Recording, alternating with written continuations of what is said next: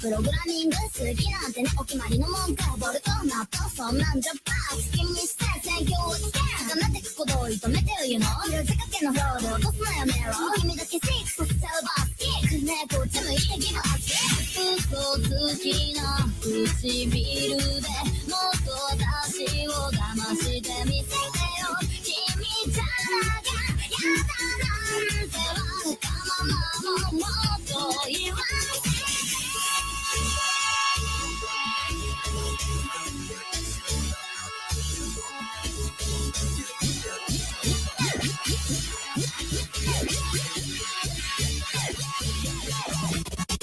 それももちろん言わないそれでももちろんにだってすごいねステージのステージトラスフォークスを向かってからって耳こらしてミスの子耳もない右もバーファイナルトロ恋がまるでピーコこれは連覇百戦錬磨とか嘘ついて嘘ついて肩向いて僕にはいつも通りの困りが仰向けてちょっと聞いてるのもうそんなとこも憎めないから今上の君に打たれちゃうから言い返せないとても言えない君に私に使ってよもう欲しかってよ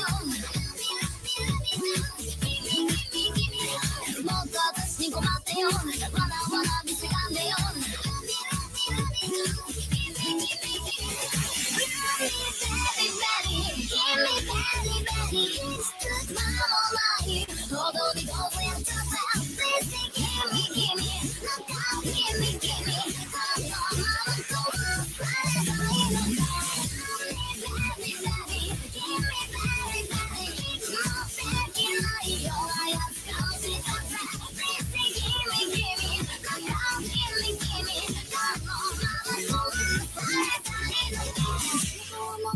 君の言葉で惑わせてよベイビープログラムされたんじゃ意味がない欲しいのは私だけに向けたい You got the bus かなの前々本当気づいてんのしまいダーリンエンターピカはってはもうわかんないよただ君がそばにいればいいのに野田かむしでトラのコマのプリットマスコアのゲストバックアップ全部好みのパスでカスタマイズレイングルスからカスタマイズグミクレイズから仲間中でステーキにクリームゲームバックスロスレイスレイズメイカーなんかの風にしてこの胸のこの中風にして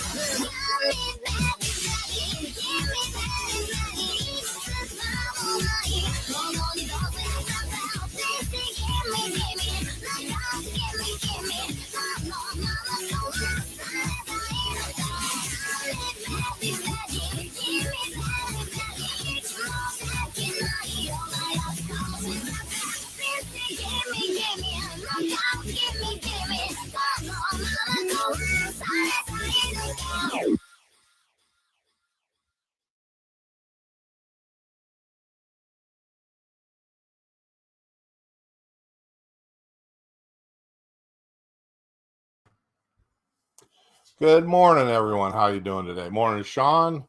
Morning, Nil. Oh, morning, Ryan. Glad to see y'all showing up bright and early this morning. Oh, what a day this has been. Now, this is do I blame this on my wife or do I accept the blame for this? I got a very late start this morning because my wife is off work today. And, I had to sit down and drink some coffee with her and introduce her some new foods that my boss gave me last night that she's never had before. My boss is very, very kind to me, and they know I love trying new foods. And last night they had some sort of a festival. They're Indian. And they had one of their religious dinners. And of course, there's always lots of leftovers. Well, knowing how I love to try different foods, especially Indian foods, they brought me back a lot of different meats and some Indian cheeses and some Indian hummus and some naan, about 4 different types of naan, and a couple different types of hummus. One of them's got quite a bite to it. So this morning I was introducing my wife to some of those. as so she knew what it was in the refrigerator and that we're probably going to have for lunch, or at least I am, before I go into work tonight. Anyway, anyway, as we're going through that, I sort of forgot about the time until, oh my God, it's 5 minutes to 9 and I don't have anything ready yet. I'm sitting here going, ah. So I jumped on and put on P-Dog, listened to him while I'm getting my stuff together. And if you're not subbed to P-Dog, you really ought to. And if you're not subbed to MASH, please, MASH puts a lot of effort into these videos that I use for, she's got her own channel. Sub to her. She puts a lot of effort into those videos. And I think they're just slick. I really like them. They're something that I'd love to have her on the stream one day just to talk about those videos. Particularly on a Friday Happy Shroom Day. Now, Sean, this isn't that crap you buy at the grocery store. Now, this is some stuff that's got flavors and spices and oh man, it's like it's amazing. Yeah, that stuff you buy at Walmart or Kmart or Kroger or wherever you do grocery shopping, that's that stuff is pure crap. I don't like it either. But this stuff that they brought me in last night, that I sampled some of it last night, and then I had some more this morning for breakfast.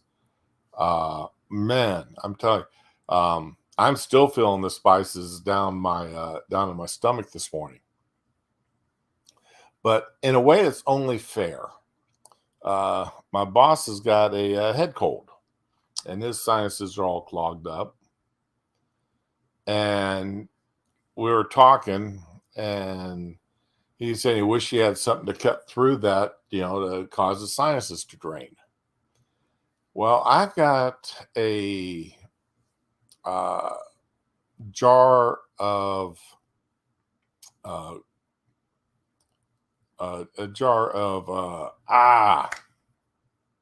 horseradish here at the house that you actually have to sign a waiver in a way to buy it. Yeah, I think the waiver thing is just a joke, but you still have to sign it to buy it at the store. And it's called nasal napalm. It is extremely potent horseradish. I mean, it's like, wow. And one of the things they warn you on the label is not to just give it to somebody to smell without warning them first. So I put some of this into a small container, took it in and gave it to my... I still think, Sean, that if you would try this homemade stuff, that you would find a different... You would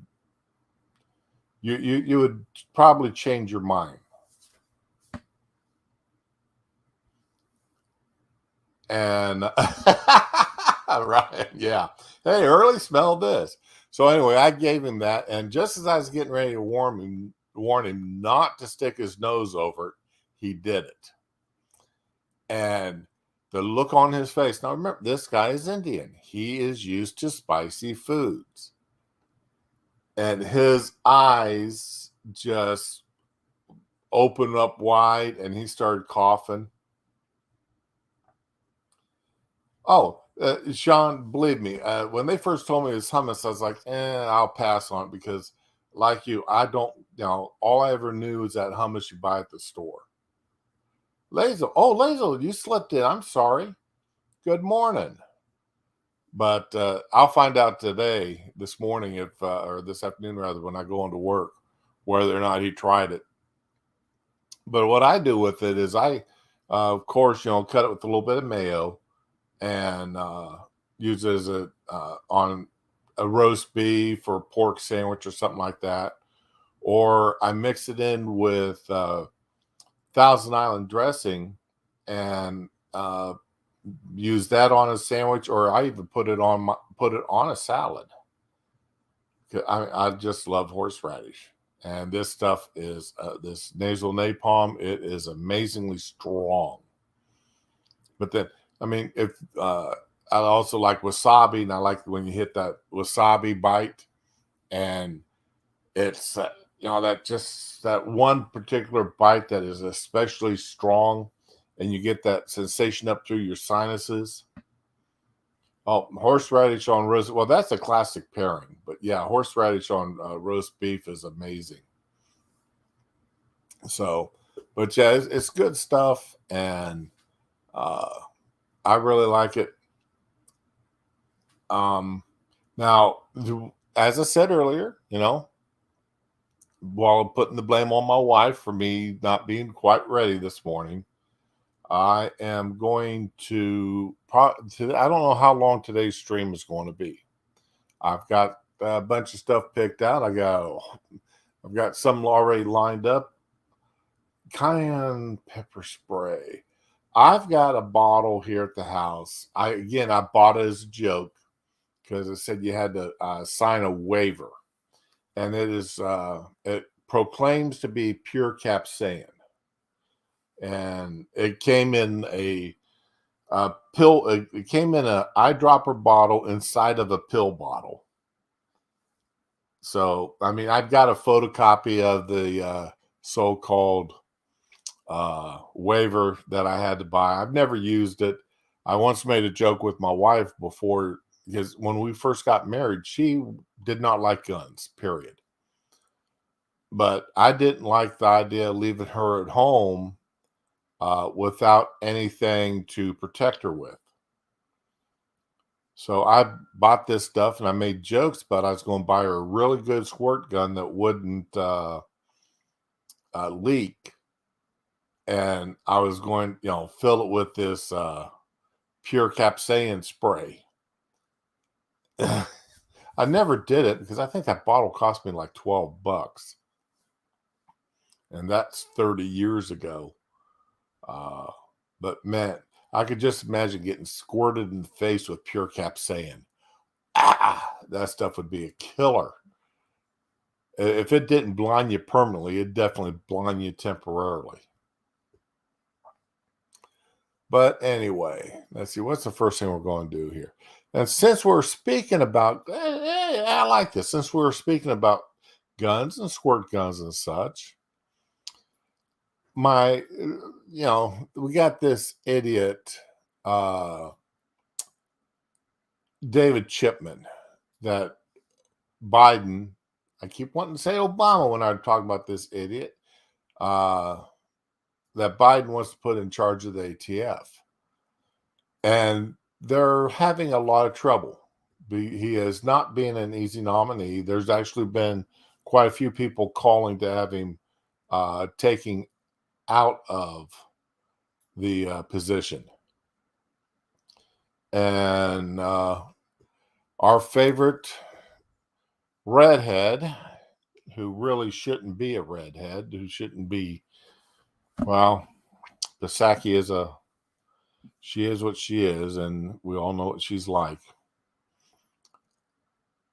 Listen to this little exchange. More question. What is the White House doing to push forward the nomination of David Chipman at the ATF?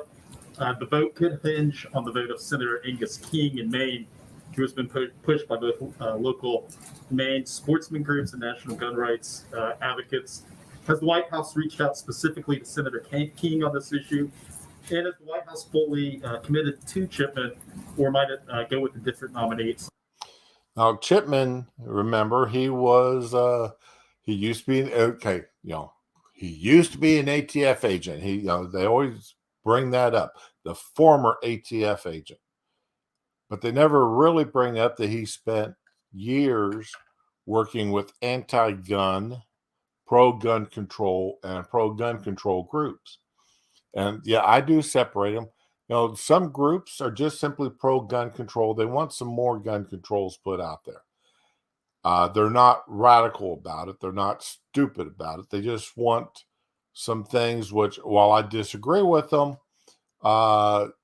they're not as radical as the anti-gun groups that just say, hey, we want to take away all guns. And Chipman worked for both anti-gun groups and gun control groups. At some point. Well, I'm not going to read out private conversations with members of Congress, but I will tell you that we knew this wouldn't be easy. ATF hasn't had a confirmed director in 6 years and only one confirmed director since the position became Senate confirmable. So we've been eyes wide open into the challenge from the beginning. But we are disappointed. You're disappointed. You should have known Chipman was not going to make it through, at least not very easily.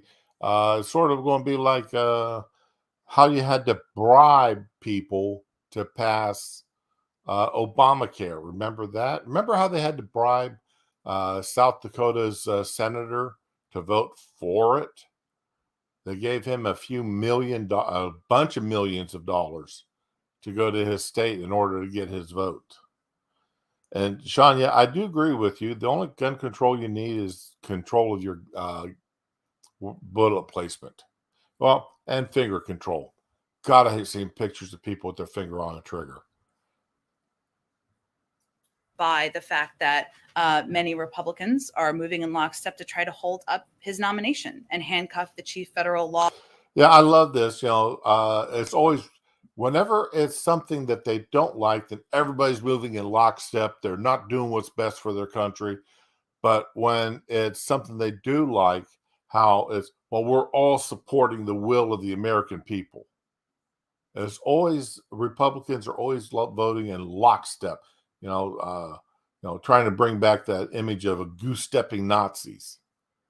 Law enforcement agency tasked with fighting gun crimes. It speaks volumes to their complete refusal to tackle. It's not about fighting gun crimes. Your bills, none of your bills have ever reduced gun crime one bit. The spike in crime we've seen over the last 18 months.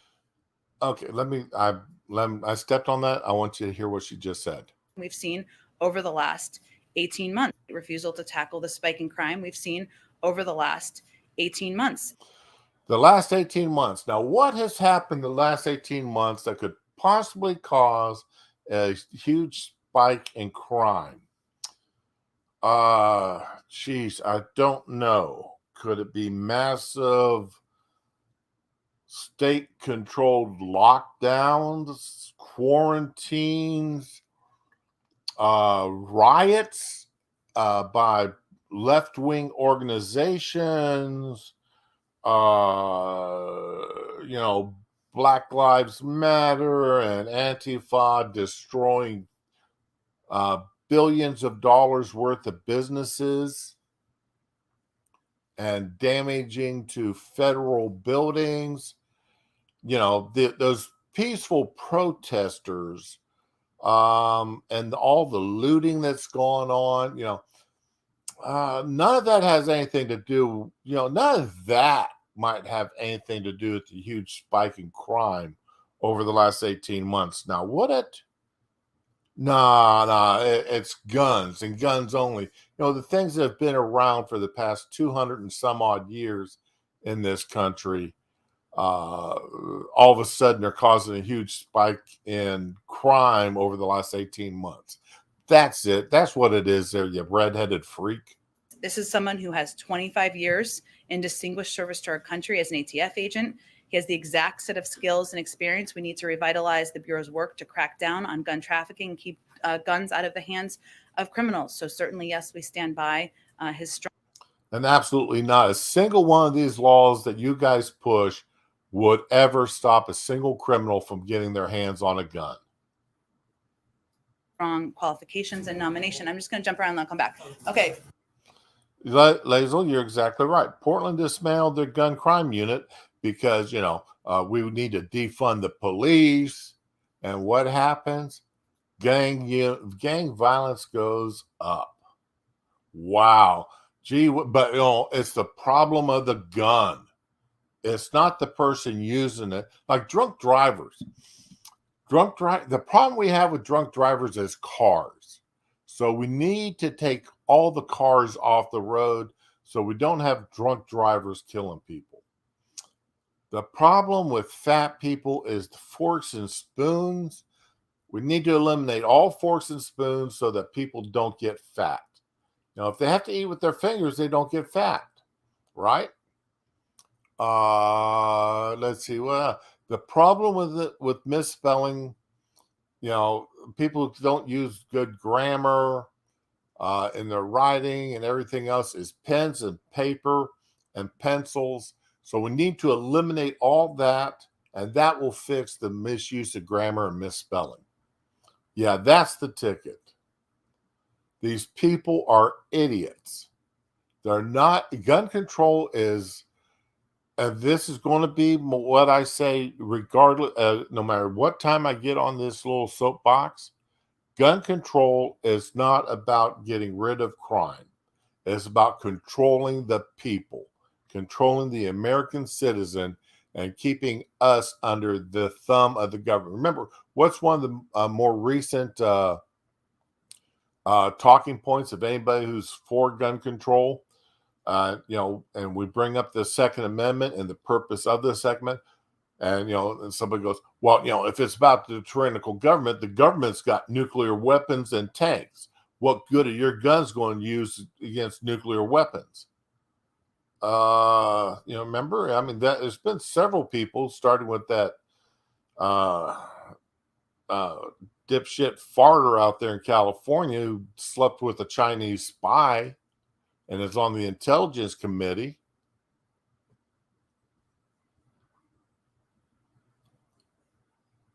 Yeah, those are too good. Sean, I like those bumper stickers too. They're trite, they're old, but they still bring a smile to my face when I see them. But so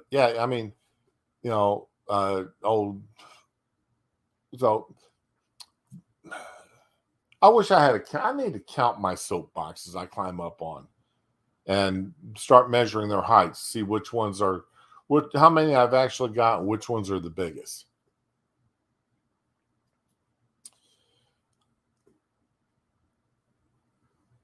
But we've got to do something. I tell you, I heard something yesterday when I was on my way to work, and I don't remember who said it, but I got a chuckle out of it, and they were right. It may have been Monkey, I don't know, because I listen. I don't remember who I was listening to on my drive into work, but they're talking about who all sits on these committees. And he said they don't look for the person who has the experience to sit on these committees. They don't look for the person who knows anything about the committee. The committee positions are given based on seniority. The more influential the committee is, the higher the seniority of the people sitting on it, or the person who has something or the committee chairman owes a favor to. And on some of the committees, it's like, well, who's next on the list? Oh God, it's the drooler again. All right, give him the seat. They don't look at who or what. Morning, Clockwork, how you doing? They don't look at who is actually going to be sitting on that committee most of the time and what their background is, and if they've got any experience or anything valid to bring to that position. Now, and it's not just Democrats, it's Republicans too. They do the same thing. Now, fortunately, we do have a few very smart and intelligent people on the Republican side that bring a lot to almost no matter what committee they're on. Rand Paul is one of them. I really like Rand Paul, and any committee he sits on, I think he brings a lot to it. Jim Jordan, he's another one I really like. He brings a lot. Gohmert brings a lot to committees. Trey Gowdy, when he was in, he brought a lot to committees. And it really didn't matter which committee he was on for the most part. He brought a lot of stuff to him. Well, actually, Lazo, that has been a recent talking point because most gun control laws were passed initially by Democrats in order to keep guns out of the hands of Black people, out of ex-slaves. So that is something that is out there. And, a lot of people have got to, and I'm going to have to admit, for a while, I was one of these. People have got to get past this idea of whenever you see a Black man or a Black woman with a gun, that they're automatically a criminal. That is something that has gotten, oh my God, it's a gang member going in for a gang shooting, or they're going to go in and rob the bank, or something like that. We've got to get a lot of people out of that mindset, and that mindset is out there. It is enhanced by the movies and television. It's enhanced by rap stars. It's that image is there. You see the thugs posing with their high point and calling them Glocks or HKs or whatever, and they post them on Facebook and Instagram and such. How badass they are with their, they have that $150, $200 high point, and they're claiming that it's a $700 or $1,000 H&K or something else. Glock is a favorite among them for some reason. But they're sitting there at that $150 to $200 high point. And don't get me wrong, I like high points. I own several of them. They're a good, inexpensive gun. And I literally, whenever I went fishing, I always carried my high point with me. I never carried my Glock. I always carried my high point, because if something happened and I literally dropped it overboard, I'd feel a lot less pain in having to replace that than having to replace my Glock. So, and that was the only reason why I carried it. But they're rock salt. I mean, yeah, they're heavy. They're ugly. But man, you can beat the hell out of them and they still shoot. So, I mean, they're an ugly gun and they're heavy. But they're made here in the United States. Actually, they're made up in Ohio, and they have a lifetime warranty on them. So, I mean, they're not a bad gun for the price. And if you're looking for home protection, you can do a lot worse than buying and you don't have a lot of money. You can do a lot worse than buying a high point. You really can. Buy, God's sake, stay away from, was it Jenkins or something like that? Jenks?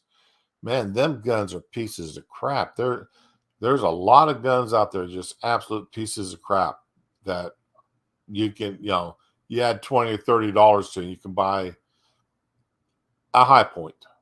And if you're strapped for cash, any gun is better than no gun.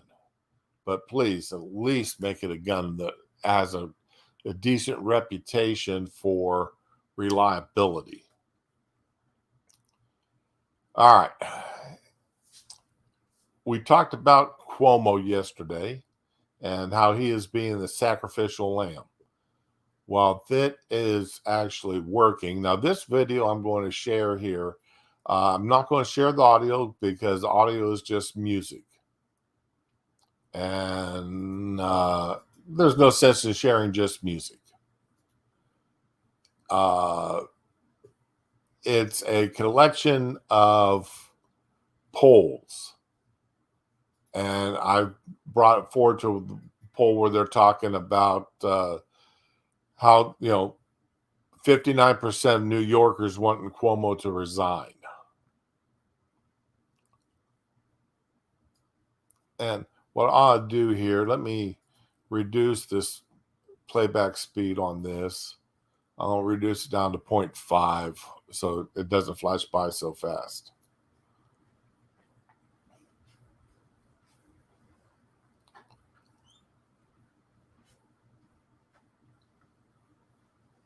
Only 27% were satisfied with Cuomo's explanation and apology. 59% of all New Yorkers said Cuomo should resign, including 52% of Democrats.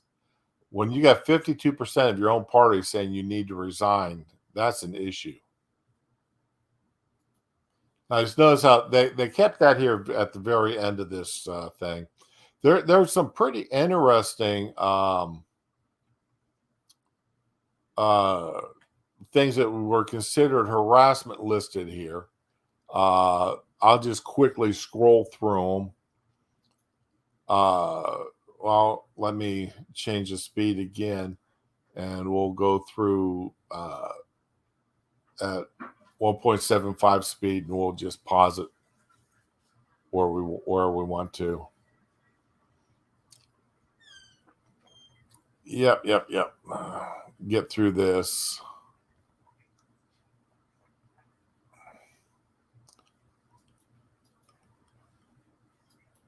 Okay, so 72% of women, 52% of men said workplace harassment was a serious problem. Any type of sexual harassment is a serious problem. I don't know where the 38% of the people disagree with that is at. Okay, hold up 1 second. I'm gonna go pay my water bill. Okay.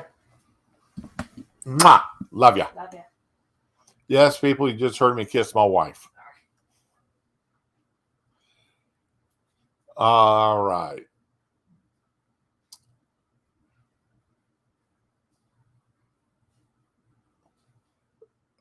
Now, this here is a question I've got. All right. How can 34% of women and 42% of men say it was worse 20 years ago? 20 years ago, it probably was a lot worse. This is, and how many people did they interview here, or did they poll that were actually in the workforce 20 years ago? And, and you don't want to poll a 17 or 18-year-old, 19-year-old who are just getting into the workplace. You need to interview, these polls should be of people of at least 20, people that have been at the workplace for at least 5 or 10 years, so they understand. So that put them at 25 to 30 years old. So that means they'd be 50 years old by now when you take this most recent poll. So, this is one poll this poll here I disagree with, because I don't think they actually had enough people old enough to make this an accurate poll, that were in the system long enough to be in an accurate poll.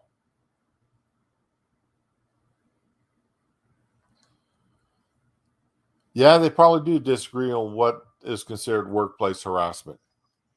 I tell you, at our workplace, Ryan, it's like I said, I think I was saying yesterday, I tapped a female coworker on the shoulders, and pat him on the shoulder. Good luck tonight.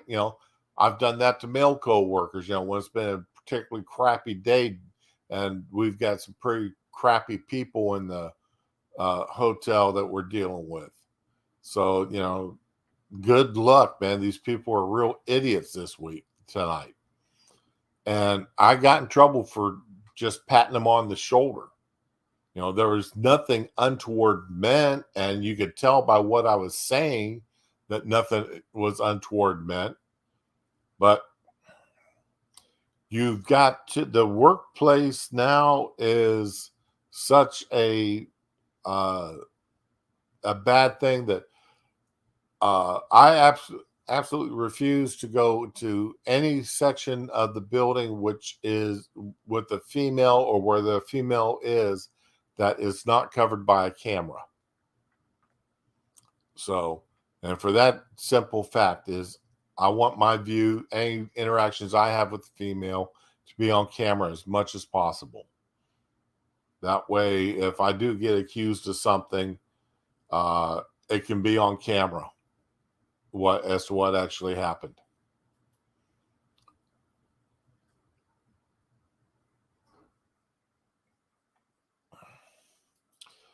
Okay, learn men and women generally agree on what constitutes harassment. Okay, yeah, grabbing or pinch, not just a woman, but grabbing anybody by the ass is harassment. You don't grab people by the ass, plain and simple. All right, I don't care. It's not just, and women can grab men by the ass. Is that harassment? Of course, it's harassment. So this is this is not proper wording for a poll dealing with harassment. It ought to be gender neutral because women can commit harassment also.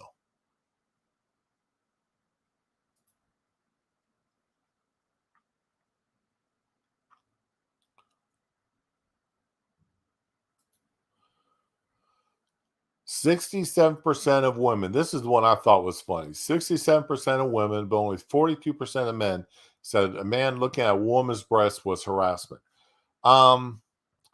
If you don't want a man to look at your boobs, don't put them on display. Yeah, Ryan, no open hand butt slaps of congratulations. That don't do it. Don't do it.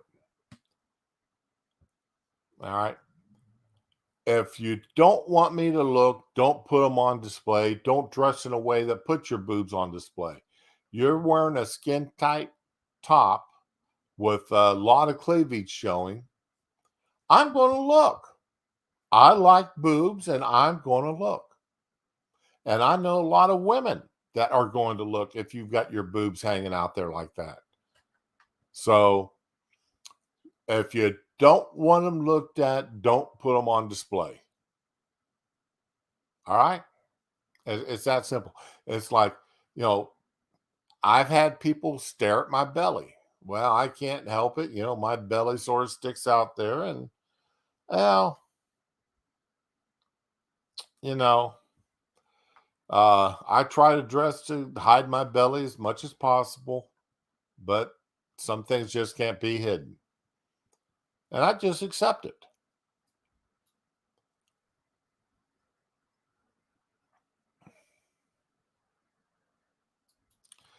Well, first of all, if I'm dancing with a woman, that's the woman I'm in. I don't dance with my mother. I don't dance with my sister. And when I was single, if I was dancing with a woman, especially a slow dance, I'm trying to get this woman interested in doing more than just dancing vertically. You're right.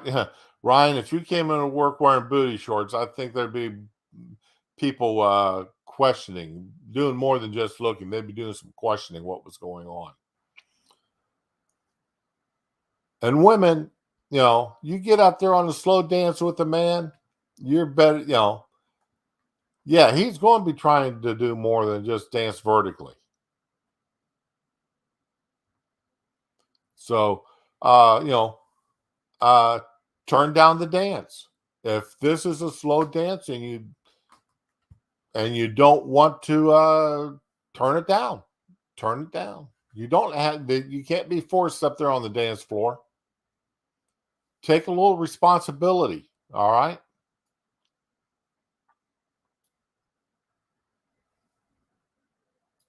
All right. And that's where we started.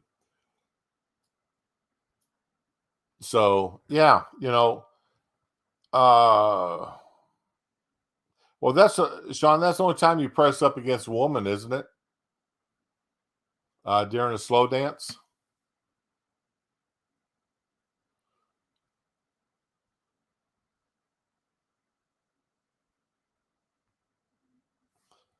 But that's the only time I ever pressed myself up against a woman while dancing. Now, maybe you out there on that floor doing a fast dance, and you pressed up against her. That's you. That wasn't me.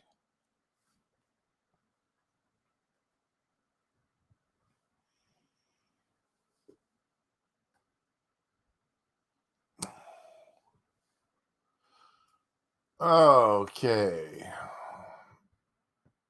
And and we got these women out there now twerking while dancing. And I can see why some of these young guys go up there and press up against the woman's butt when she's sitting there sticking it out like that. That's what I was just Sean. That's what I was just talking about. But if you're sitting there and you're bent over and you got your butt stuck up in the air like that, what again? Take responsibility. All right. Don't stand there with your butt hanging up in the air, waving it back and forth like that. You're going to get some guy pushing up against you. All right. It's that plain and simple. Assume responsibility. Assume responsibility. If you don't want it to happen, don't do what causes it to happen. All right? That I don't know how many times that's an issue.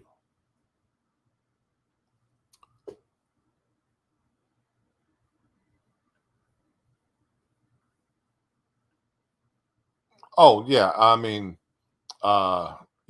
Seeing that there was a video out here a couple weeks back of a 2-year-old, 2 or 3-year-old, or very young.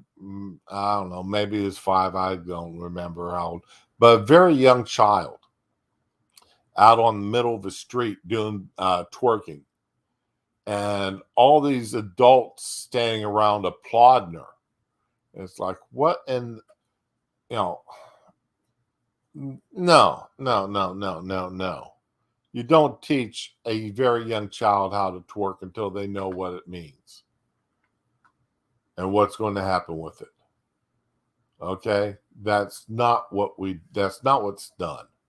That's not, as Neil, you're right. That's not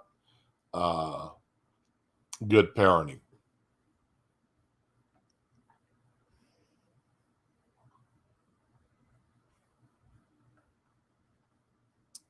We've DeSantis is really scaring the hell out of the Democrats. He really is. To the point that even Biden is starting to talk about him. They're talking about him, and they're talking about Abbott in Texas. They're twerking at funerals.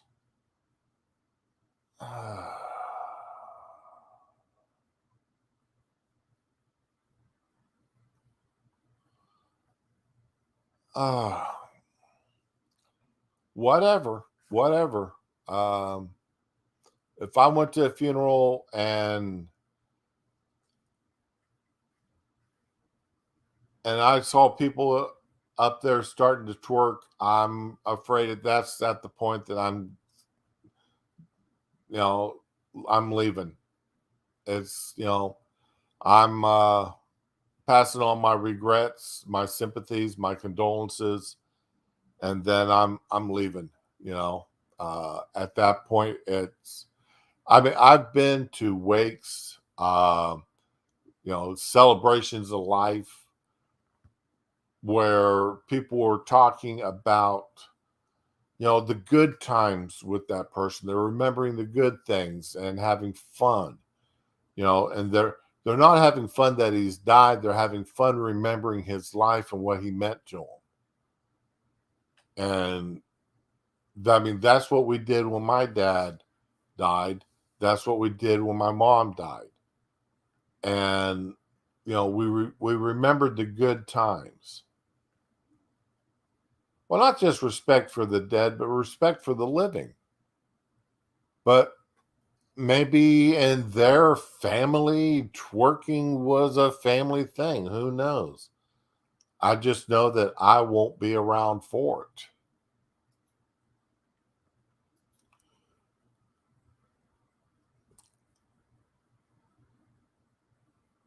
You know, once the twerking starts, that's when I leave. It's like once the booze comes out at a funeral, I have one drink and then I leave because I know that there's going to be somebody there who's going to overindulge and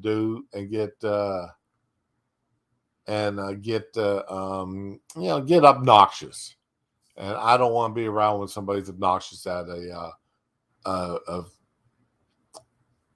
something like that. Ceremonial twerk. So, but anyway, here's now this is just portions of what was said. But I think it's funny what's going on here. This little war of words between Biden and DeSantis. Governor DeSantis and Governor Abbott are personally making decisions that are harming their own citizens. I love the way this reporter puts this. You know that she doesn't donate to the Republican Party, and she's not a great believer in personal freedoms and personal responsibility. She's one of these people that, she wants the government. She likes the nanny state. You're going to be our father. What are you going to do for us? How are you going to keep us safe? Remember Ponytail Boy? Or I hope you all remember Ponytail Boy. Governor DeSantis and Governor Abbott are personally making decisions that are harming their own citizens. I believe the results of their decisions are not good for their constituents. And it's clear to me and to most of the medical experts that the decisions being made, like not allowing mask mandates in school and the like, are bad health policy. Bad health policy. Mr. President, I have a question about something that you just said. I'm sure you do. His vision is, just like in New York City, restaurants should ban young kids from being able to go in because they're not eligible for vaccination, and law-abiding citizens have to produce proof of their medical records just to go to the gym or attend an event or just to participate in everyday society. He wants that, but yet if you want to vote, he thinks it's too much of a burden to show a picture ID when you're voting. So no voter ID, but have to show your medical papers just to be able to live an everyday life? Give me a break. And so I think the question is we can either have a free society or we can have a biomedical security state. And I can tell you, Florida, we're a free state. People are going to be free to choose to make their own decisions about themselves, about their families, about their kids' education, and about putting food on the table. And Joe Biden suggests that if you don't do lockdown policies, then you should, quote, get out of the way. But let me tell you this. If you're coming after the rights of parents in Florida, I'm standing in your way. I'm not going to let you get away with it.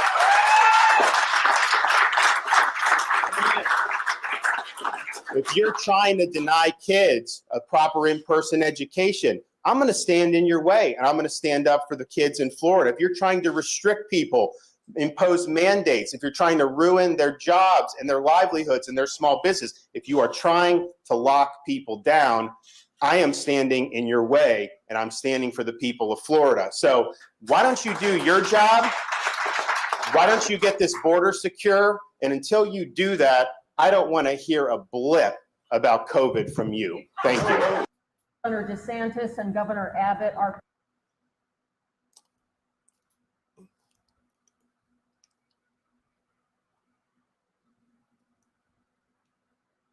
Yeah, see, this is why I like DeSantis. He just, he just sat there and read him a riot act, and it was funny watching it.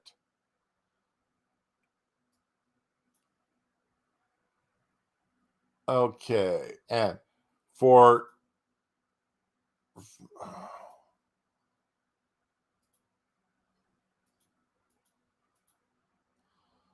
all right, now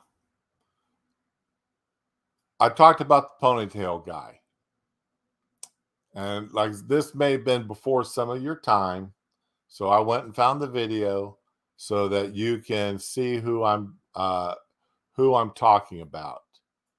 Okay. Now this was the Clinton Bush Perot 1992 debate where this came out. All right.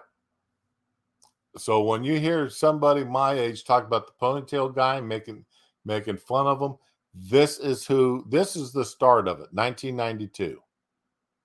Can we focus on the issues and not the personalities and the mud? I think there is a need, if we could take a poll here with the folks from Gallup perhaps, I think there's a real need here to focus at this point on the needs. How do you respond? How do you gentlemen respond to... I agree with him. I worked 12 years very hard as a governor on the real problems of real people. I'm just as sick as you are by having to wake up and figure out how to defend myself every day. I never thought I'd ever be involved in anything like this. President Bush, how would you like... This isn't the question I thought he was asking. Okay. Oh, I'm sorry that I saw the ponytail guy there, and I've got to find that video again.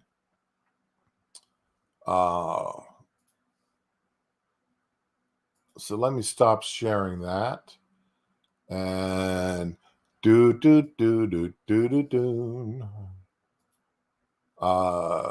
me go back one more time here, and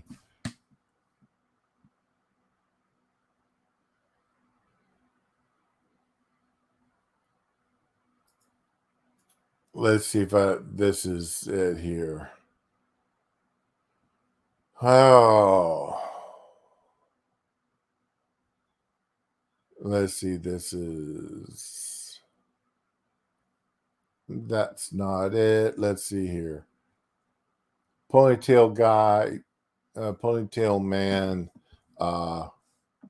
You are our father. Let's see if that helps. And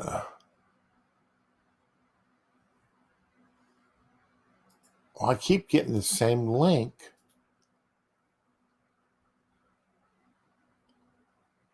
And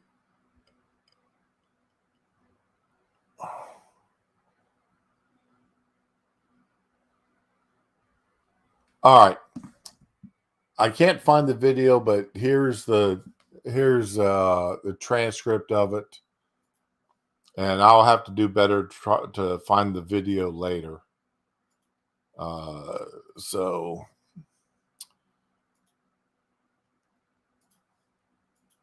okay. During the second Clinton Bush Perot debate, first half. Okay. Ponytailed loser. And forgive my notes here, I'm shy on camera. The focus of my work as domestic mediator. Now, you got to put this in that lispy, soft-spoken soy boy tone. I can't. I don't know if I can do that, but I'll try. The focus of my work as a domestic mediator is meeting with the needs of the children that I work with, and by way of the parents, and not the wants of the parents. And I ask the three of you, how can we, as symbolically the children of the future president, expect the two of you, the three of you, to meet our needs, the needs in housing and in crime, and you name it, as opposed to the wants of your political spin doctors and your political parties? So your question is, How can we focus on the issues and not the personalities and the mud? If we could take a poll here, and the poll from the folks of Gallup, perhaps, I think there'll be a real need to here to focus on the needs. I know it sounds silly, but could we cross our hearts? It sounds silly, but could we make a commitment? You know, we're not under oath at this point, but could you make a commitment to the citizens to meet our needs? And we have many, and not yours. I repeat that. It's a real need, I think. All right, that's as far as I can go listening to this guy. Or trying to imitate him, because that was just absolutely horrible.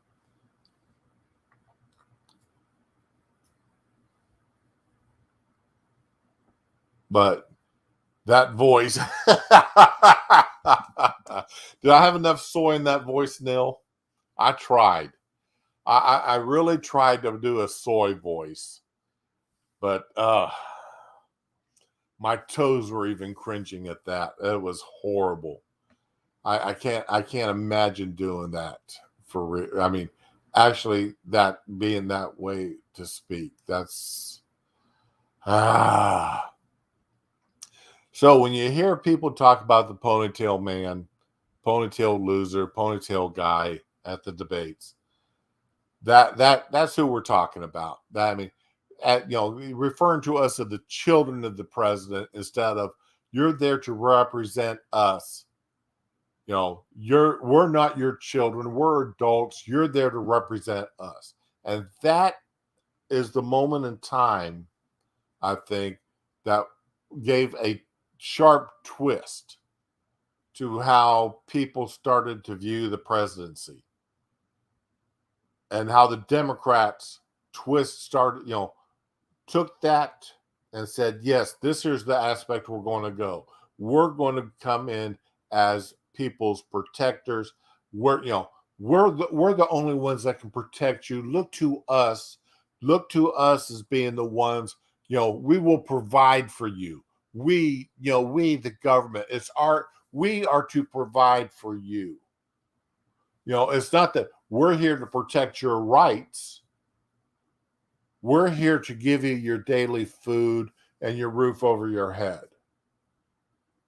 And I think that is one of the key moments where the Democrats took a twist and said, yeah, this is how we're going to start going.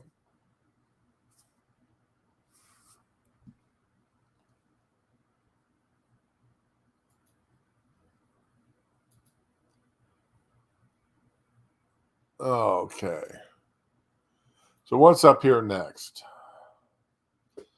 Oh, yeah, that's right. DeSantis. I was talking about him, wasn't I? Well,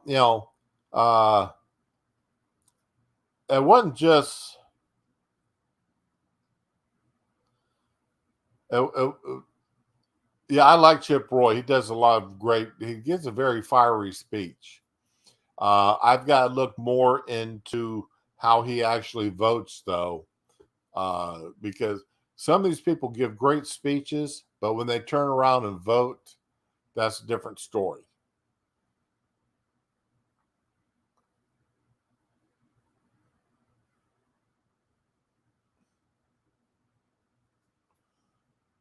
But Chucky Schumer, I just love Chucky Schumer.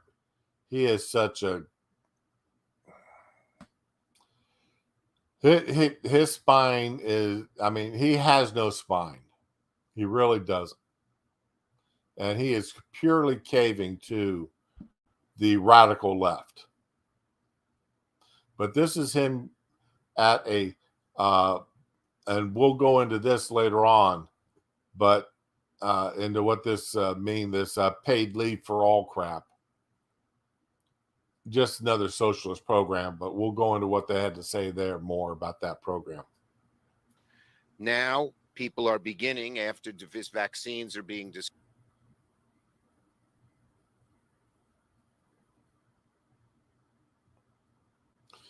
audio is there. People are beginning, after vaccines are being distributed, And by the way, I saw that Governor DeSantis, the anti-vaccine person, is now behind in the poll. DeSantis isn't anti-vaccine, Schumer. No matter how much you want to lie about it, he is not anti-vaccine. He is pro-personal responsibility. All right? DeSantis did a much better job than your boy Cuomo did at getting people vaccinated and the elderly vaccinated and safe from the COVID than your boy Cuomo did. So stop your lying. But then you're a Democrat liar, one and the same. Is now behind in the polls to Governor Christ. Yeah, it doesn't pay to be backward on these issues, even politically. But in any case, now that we're getting back to work, we're starting. Okay. Now he said that DeSantis is backwards in the polls. Well, I looked up this poll because just to see what exactly it was he's talking about. And I went to find the poll, and son of a gun, yeah, of Chuck Schumer, yep. Yeah, here's the poll he's talking about. The results came in as DeSantis faces criticism for his COVID-19 response. You know, yeah, the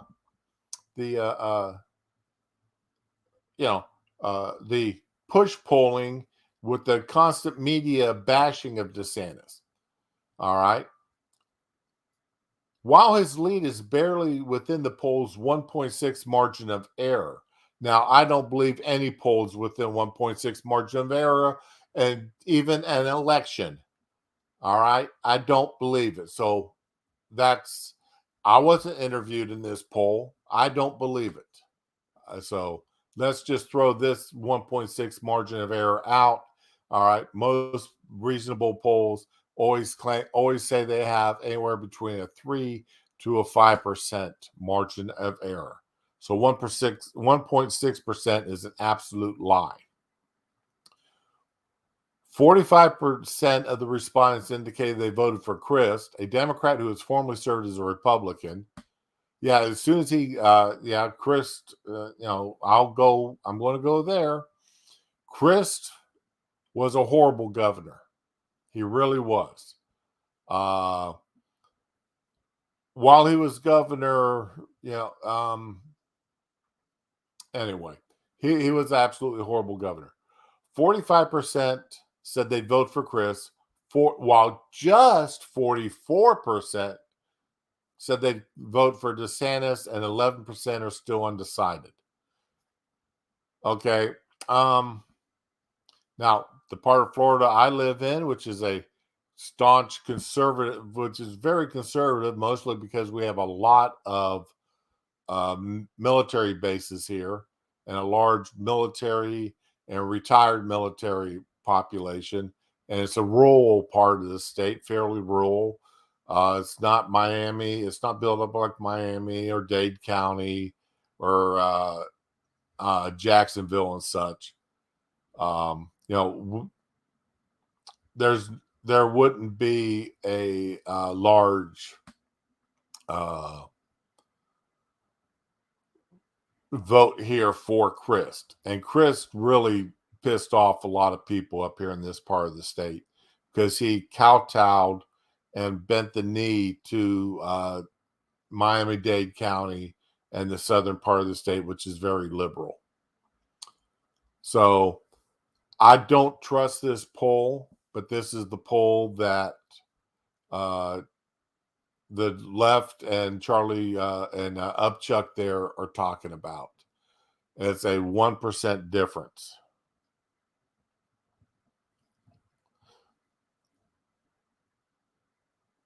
So, and like I said, I don't trust this survey from St. Pete. St. Pete is the very liberal part. They're there in the southern half of the state, which is mostly liberal. They don't even talk about, they don't want to give Trump any credit for the vaccines to start with. They're they're trying to push it all towards Biden, and Biden isn't doing anything except he didn't do anything for the first couple of months except follow the plan that was laid out by Trump at that and Trump's people at the time.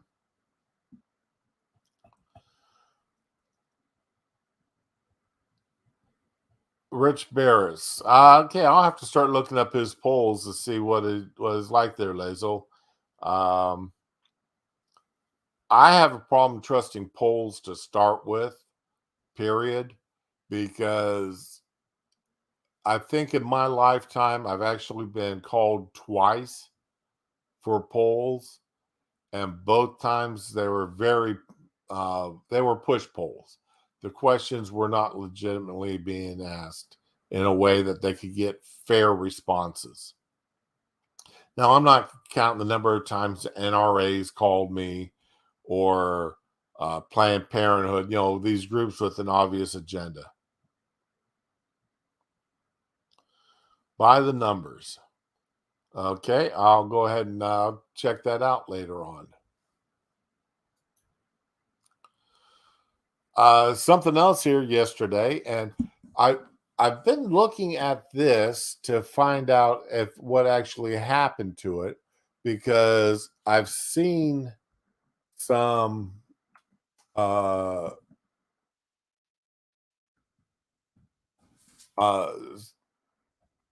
see if it actually happened. And oh, wait a minute, that was June 17th. Okay, this is June 19th. So I'm looking for the Senate. Okay, anyway, the Senate yesterday, Bob Menendez,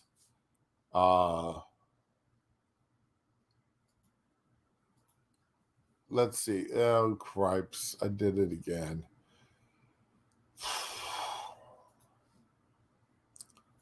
They talked about the AUMF, the authorization use for military forces or for military force. And they talked about it again yesterday or after later on yesterday. And let me start a round of questions. 5 minutes. The administration has issued a statement of administration policies. It's only the first couple of questions here that I'm going to actually pay any attention to, because let me back it up right to about here. Suggests the state supports repeal. Yes, we do. The department was part of that process, and as I think your testimony suggests, the state supports repeal. Yes, we do. That Secretary of State is supporting the repeal of the AUMF against Iraq. Crass, was the Defense Department part of the process for the statement of administration policy, and does the Defense Department support repeal? Yes, we were part of that process. And does the department support repeal? Yes, we have no objections to appeal. And now the Department of Defense has no objections to the repeal of the AUMFs, which that doesn't surprise me that they have that's there. Okay.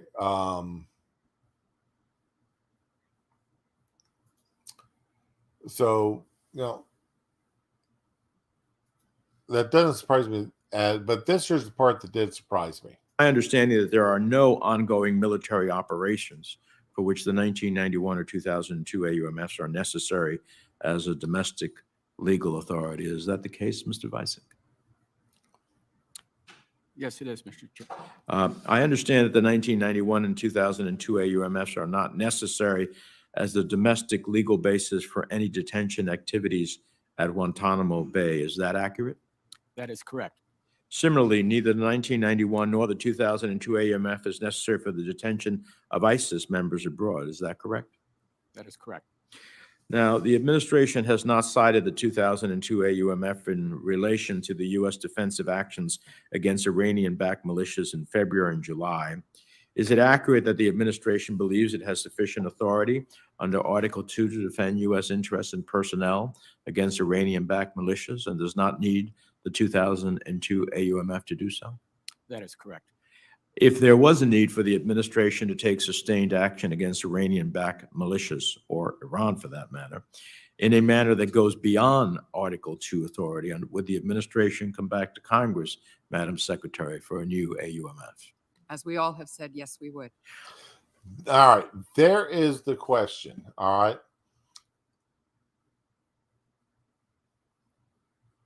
They're coming back to this. Correct.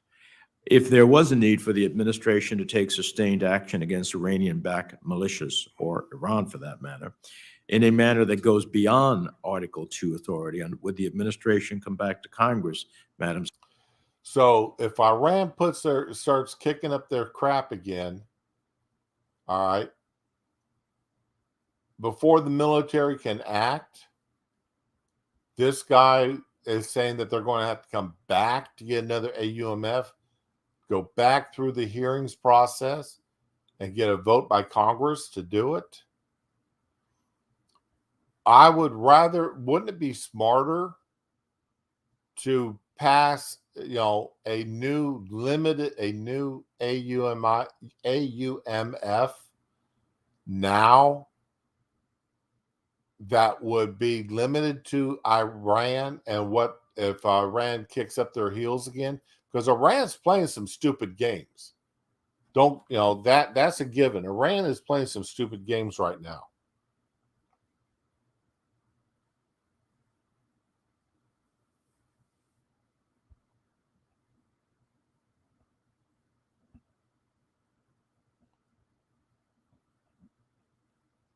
So, what's our, this is what confuses me. I don't mind them getting rid of the AUMFs. I don't mind that one bit, especially since they seem to be overly broad for today's needs. But why not be ready with the next one and have it in place for when it is needed? Secretary, for a new AUMF. As we all have said, yes, we would. All right. Based on those responses, I don't think Congress would be doing its job or living up to its constitutional responsibilities. You're not doing your job and living up to your constitutional responsibilities if you don't have things in place ready to go at a moment's notice. If Iran, it starts kicking up their heels in the dirt again. As y'all pointed out yesterday, and have pointed out, that they can act very quickly and have a much larger and direct effect on us today than they could 30 years ago. If we do not move forward with repealing the 1991 and 2002 AUMFs, it was an authorization to use force against Saddam Hussein. And Saddam Hussein. All right. Like I said, those AUMFs, okay, I can understand them going because Saddam Hussein's been dead for many years. But Iran is still a country that we have concerns about.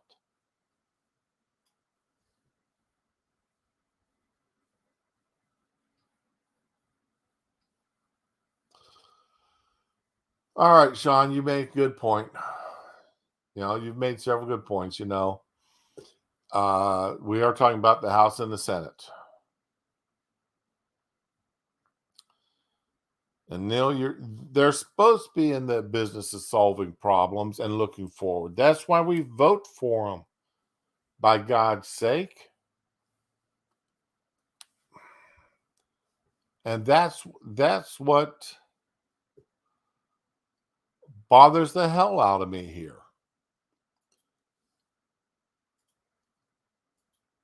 Now, Rand Paul had some comments yesterday about this.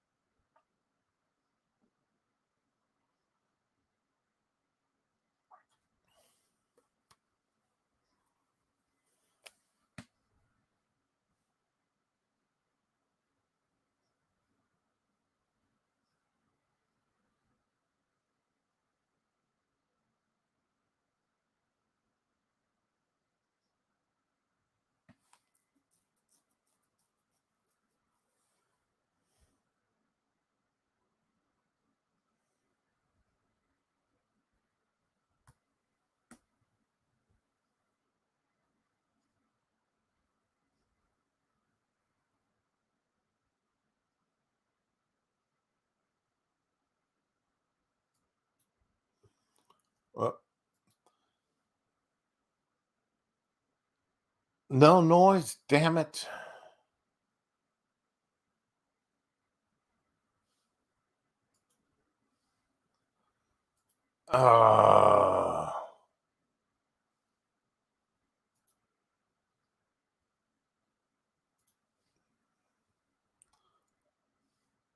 What did I do wrong that time? And I've been stopping them to hear if I can hear them in my left ear or my right ear or not. Rand Paul, where's he at? There we go.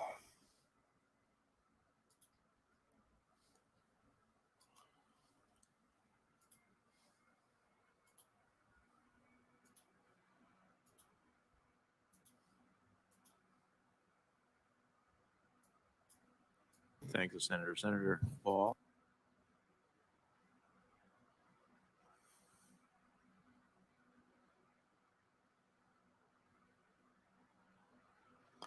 Okay, I heard it. Did you guys hear it?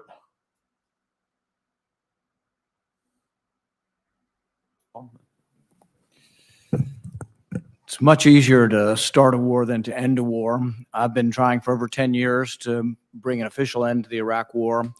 In 2011, I forced a vote on this. In 2013, I reintroduced it. In 2016, I reintroduced it. And as recently as 2017, I lost every time. I'm hoping I'll be on the winning side this time.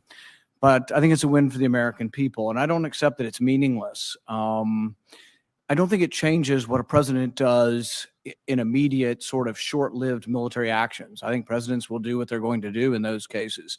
But this authorization authorized 170,000 people to go to Iraq, a big, large land war. That's still on the books. If it authorized it once, it would authorize it again. So I think the vote today is not meaningless and symbolic.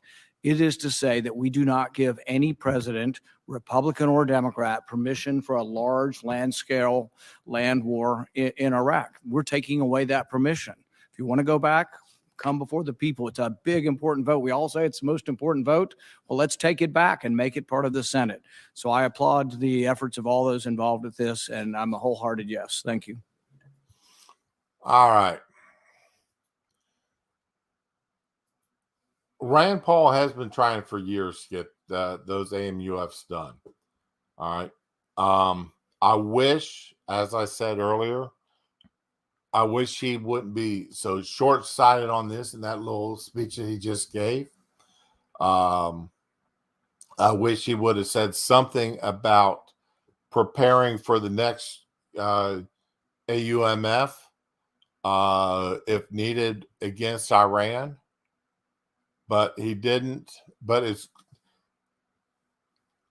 I played that to show that Paul has been consistent, and he's not taking this vote just because he wants to, or just because it's now popular. He's been voted down several times in the past on this, and the votes have been by both Democrats and Republicans, depending on who was in office. So Paul's a pretty good guy. I don't agree with him all the time, but I'd say I agree with him about 75% of the time. That's more than I disagree. I agree with a lot of other people.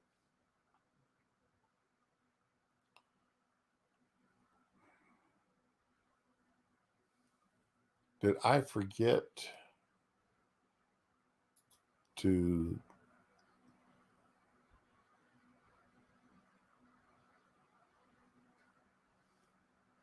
Okay, I think I've already played this. I hope I did. So, and I think I might just forget to kill the tab. How long is that? Minute 46. If I played this before, I'm sorry. That's just a case of me forgetting to close the tab after I played it. This is our least favorite redhead in the world. And then on immigration.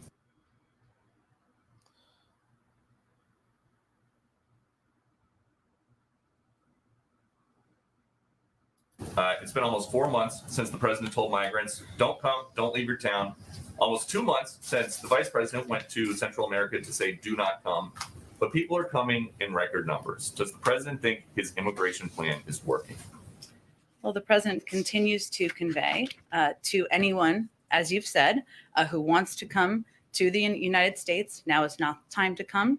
It is not the time to come and try to go through irregular migration. We want to have an effective process where you can apply for asylum, where you can apply for legal status. We have increased our investment in areas like the Central American Minors Program, allowing people to apply from within country so they are not making that dangerous trip. There's more that needs to be done. We've also instituted a number of additional steps recently, including expedited removals to move people out of the country more quickly. But we're still at work on and improving a process and improving a system that was very broken when we took office. So the message to migrants is the same, even though they are coming at 21-year high, 210,000 encounters at the border last month. And I would also note the number of people who were removed from the border, which is an important part of the context, which is almost half of that number. Only half have been removed. You're proud about the fact that even though the amount of people coming through is quadrupled or gone up 700%, I'm sorry, not quadrupled, but gone up 700%. Well, but we've managed to deport half. All right, so now we still have over let's say you did deport exactly half. That still leaves 350% more coming into the country illegally. All right, that's nothing to brag about. That's nothing to brag about. You people broke it. The system wasn't broken before. You broke it now. Oh, hey, Lazel is saying the same thing at the same time. But he's saying don't come, and they're coming. Well, there are a number of factors, as you all know, that are happening in these countries, and we're working to address those as well. And it's not our job to address the issues in their country. We've got enough issues within our own country right now to address, such as Americans out of work. All right, you're spending money and building infrastructure in other countries when our own infrastructure needs work, and you're putting us in debt to do it. How about pulling the money back from these other countries to fix our own country first? Don't you people think it's time to put America first? Vice President is leading those efforts. We don't expect that to be a switch, but addressing root causes in these countries, corruption, economic downturn, people are fleeing a range of challenges. Yeah, we've got an economic downturn in our own country, you redheaded wench. Persecution, those are issues we need to address at the same time. Yeah, we've got political persecution. Try being a conservative in this country right now and being on social media. You have to watch every word you say or else you get kicked off of social media. Go ahead.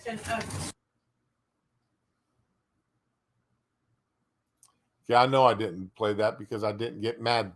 I don't remember getting that mad about it.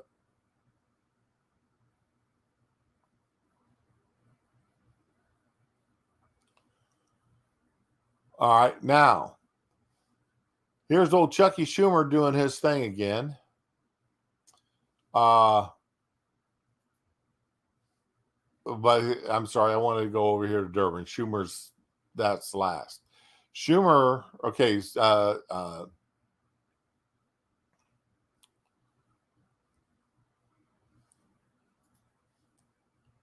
Durbin here in the Senate. Frank Langford here, or James Langford rather, from Oklahoma. E-Verify is a very old program. And I don't understand why it's not a federal mandate as part of the Social Security system. When you hire a person, you have to fill out an I-9. All right. And as part of that I-9, it should be required that that it's been run through an E-Verify, and E-Verify kick out a serial number code or something that has to be put on the I-9 to prove that you went through E-Verify. And what E-Verify does is ensure that the person that you're hiring, the social security number that you're entering in the system, is not being used by other people in other states. That's it boiled down to a nutshell. It's a little bit bigger than that, but that's it in a nutshell. It's I've used E-Verify in the past when I was involved in the hiring process.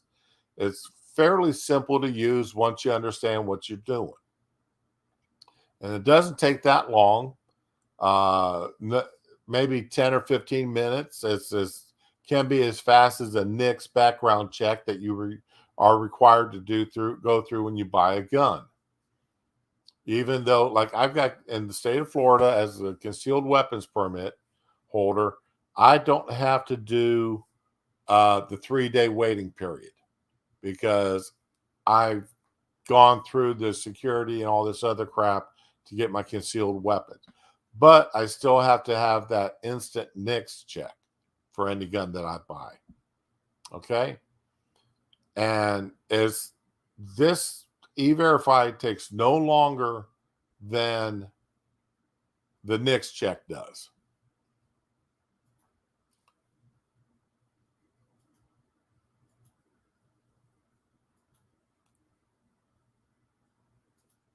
So Langford has an amendment that would require any organization, any employer that gets government grants of any kind to have to do E-Verify on all employees. All employees. It's a mandate. You know, you want to get this government money. Damn it, I done broke my own word. You want to get this taxpayer money distributed to you through the federal government. You have to verify that the person you are hiring is eligible to work in the United States.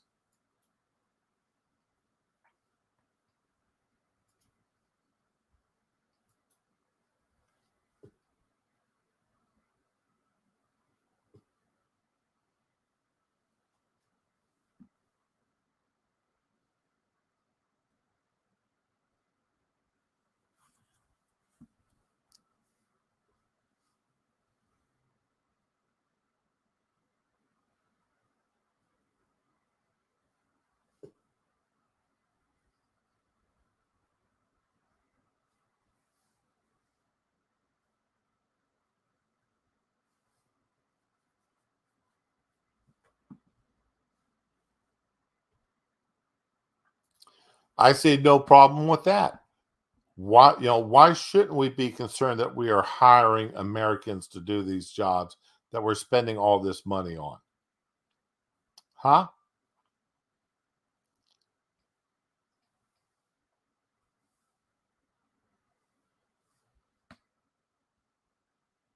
Can anybody give me a good reason?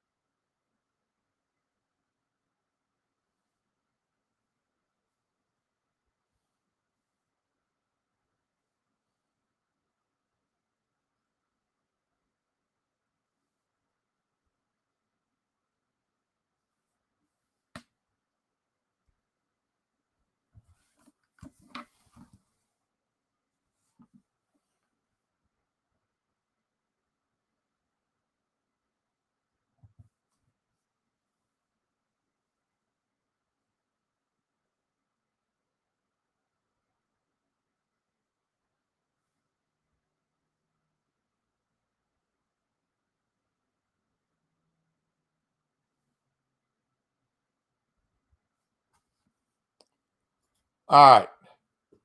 Now listen to Durbin here. Listen to this shithead Durbin.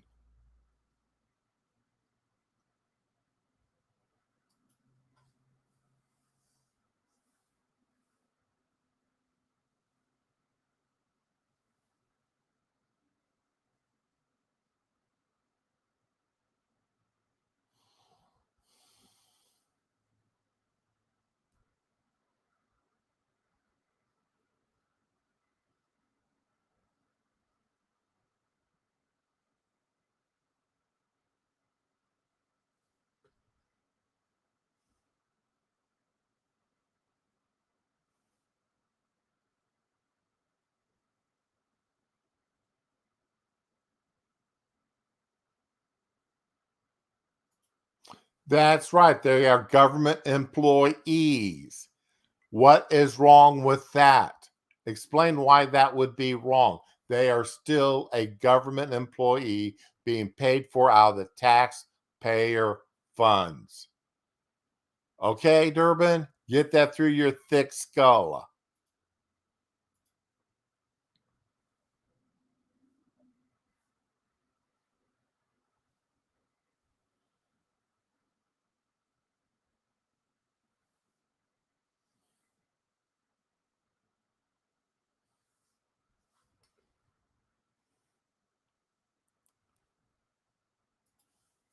Okay, and how many criminals do you find when you run a NICS check after you take out the false positives that happen constantly?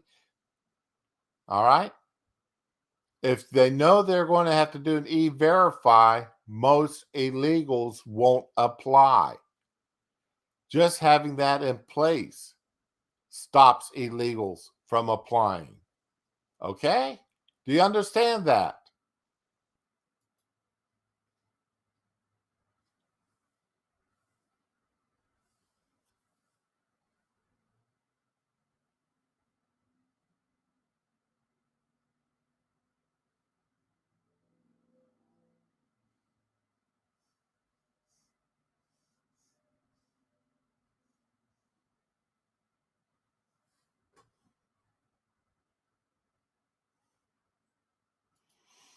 It takes, and like I said, I've done e-verify. It's not that big of a deal. And Durbin, this stops illegals. If it stops one illegal from getting a job, it's well worth the 10 minutes that it took to get it to do it. All right. Just like your NICS check. All right. Nobody has the right to a government job. All right. Get that through your head. American people have the right to own, to bear and keep arms, but they have to prove themselves first through a NICS check, right? Why shouldn't anybody who wants to go to work and get taxpayer dollars have to prove that they're not an illegal? Okay. Run their social security number through the e-verify. It doesn't take that long.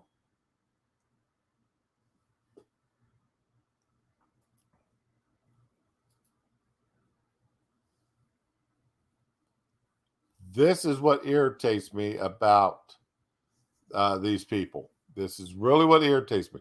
They don't mind government mandates.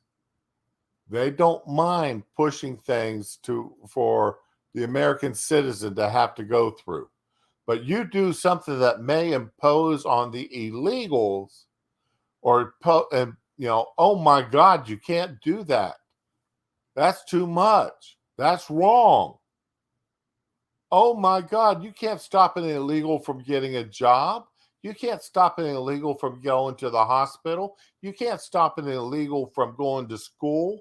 You can't stop an illegal from getting a place to live. You can't stop an illegal from getting on welfare. They don't mind handing out all of our money to illegals and do nothing to stop it. They make a big deal. Yeah, we've turned back 50% of the illegals across the country, across the border. Why only 50%? That's a piss poor number. It should be 100%. Ideally, it should be 100% of illegals are kicked out of the country. They're escorted across the border. That's where it's the ideal. But to allow, to do anything that would prevent the illegals, and just like I said, just having it known that yes, you're going to get to work for anything that the government is funding through using our taxpayer dollars. You're going to have to go through e-verify. That is going to stop illegals from hiring, from attempting to hire. All right. You want to it doesn't stop, Lezo. It doesn't stop it entirely. Okay. But it does stop an illegal from using your social security number or somebody else from using your social security number and going to work for someone. Okay? It does stop that. It doesn't stop somebody from using your social security number, though, and opening another bank account or getting a credit card or something like that. Oh, they've taken over the construction business here. I had a person a month or so ago. Has it been a month already? It may have been. Yeah, it's been over a month already.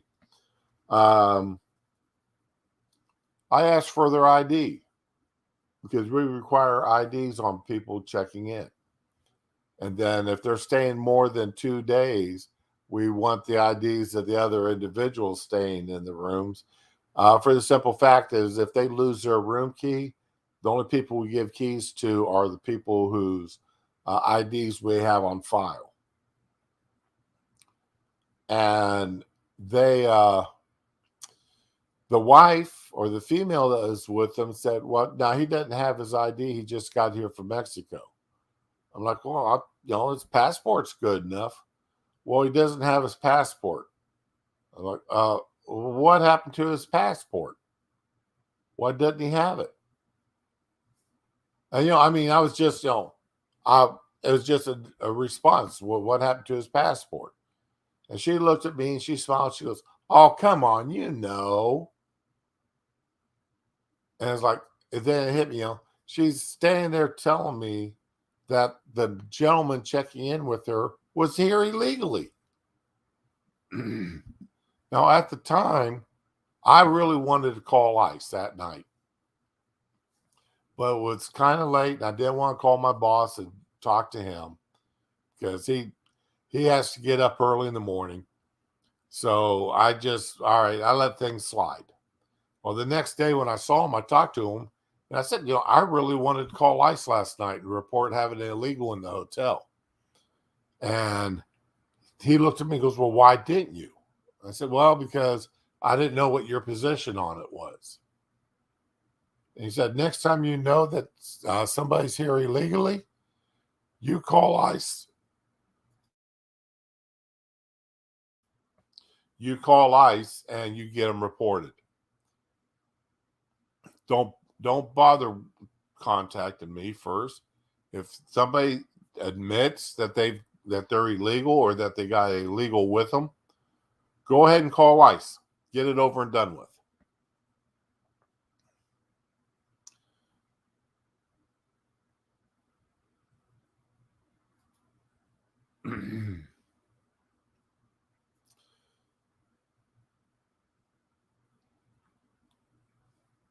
Okay. Chucky Schumer.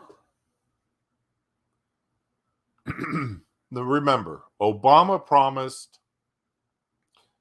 at one time, he said that we were 7 days from fundamentally transforming America. This is after the election, and probably on January 13th, 7 days from him being sworn into office. And right then and there, I knew we were in trouble. That everything he said during the debates and everything else was a lie.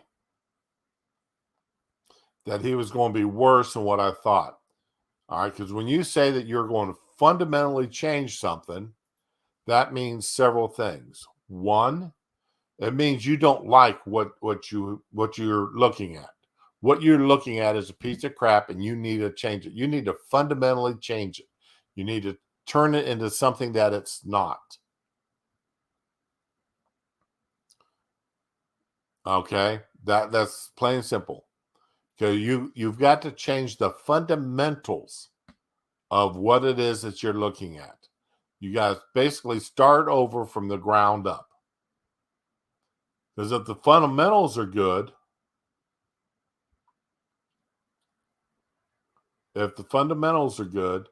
then then you don't have to fundamentally change it. You only have to tweak it. But the fundamentals of it are bad. The very basics, the basis upon which it's built is bad. Then you have to fundamentally change it. And we saw what all Obama pushed through and made the country more socialistic in nature, allowing more illegals to stay here. That would have been ruled unconstitutional if the Republicans would have had the backbone to actually fight it to the Supreme Court. DACA should have been repealed. DACA should never have happened. That should have gone through the Supreme Court. And it's a shame that when Trump tried to reverse DACA, an executive order is an executive order. And what's been built by an executive order should be able to be taken away, should be removed by executive order. All right. And for the first time that I can remember, attempting to reverse an executive order was taken to court and denied. And that was Trump attempting to take away end DACA. And I think it was a bullshit reason why it was taken, excuse my language. But no, Sean, absolutely not. No.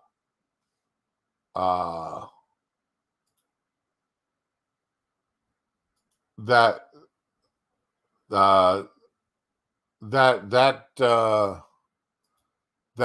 is not a good thing what you just said.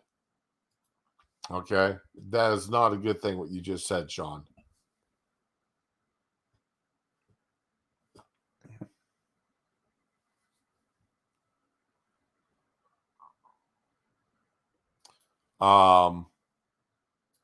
Anyway, Chucky Schumer now, he's saying that he wants to they have a unique opportunity to change America.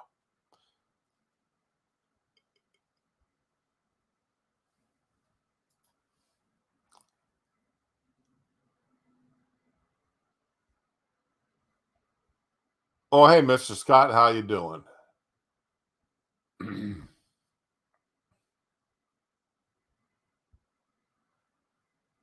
Morning, Becca.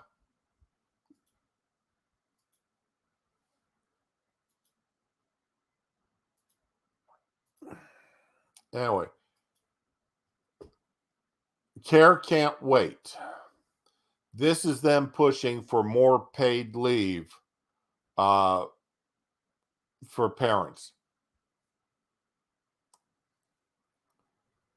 And, automatically it means federal government will be subject to it. And they want to push it to where even private industries and private businesses are forced to do this. Okay. He's been there advocating for it, and he's going to get it across the finish line. Senator Chuck Schumer. Well, first, I want to hold my papers down. You're on your own. There you are, colleague. We have such good members. Ron Wyden does everything. He's the all-purpose finance chairman. Anyway, it's great to be here. I want to thank our great speaker, Nancy Pelosi. She mentioned George Miller, my landlord for 35 years. I used to tell people I've lived with my wife 37 years and with George Miller 35 years because he was the house in which we lived. But she has been such a passionate leader for all of these things, and we're great partners, and we probably talk to each other about 5-6 times a day. And as I've mentioned previously, she once in a while now laughs at my jokes. I want to thank Patty Murray. She has been an inspiration to all of us in the Senate in fighting for these issues. Every time Patty raises her hand in the caucus, everyone knows that she is going to speak about families. She's going to speak about children And this is not Congress's job. All right. I'm going to say something that I don't like. I don't like saying this. I wish I didn't have to say it, but unfortunately, people like Patty Murray and Nancy Pelosi and a few others that we all know forced me to say women need to get out of Congress. We need to get women out of Congress. Plain and simple. Persistent, passionate, and so intelligent and thoughtful way. She's our leader on these issues, and we're great to have her. And the two men here, Chuck Schumer and Ron Wyden, willingly follow her lead. And I could say the same thing about my great partner and friend on this issue, Kirsten Gillibrand. You know, having a more diverse Senate or any legislative body really makes a difference. We saw it yesterday when Cori Bush had been evicted herself and knew the horror of being evicted and led the charge. But both Kirsten and Patty, as well as Speaker Pelosi, have seen how women are discriminated against, how our laws never paid attention. Women,